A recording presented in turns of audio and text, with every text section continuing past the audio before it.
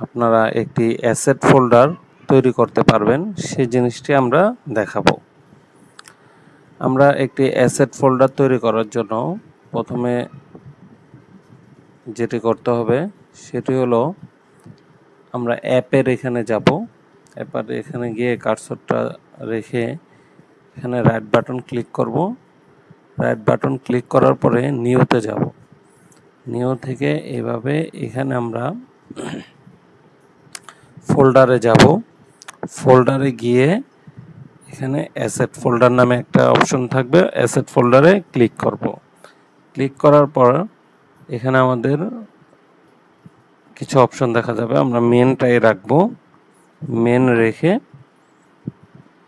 দেন আমরা ফিনিশ করে দেব।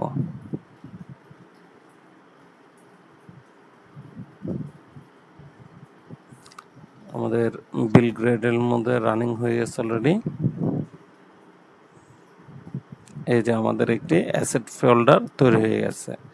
এখন এই অ্যাসেট ফোল্ডারের মধ্যে আমরা আমাদের পিডিএফ ফাইলগুলি রাখতে পারবো। সো আমার এই ছোট্ট ভিডিওটি দেখার জন্য সবাইকে অনেক ধন্যবাদ।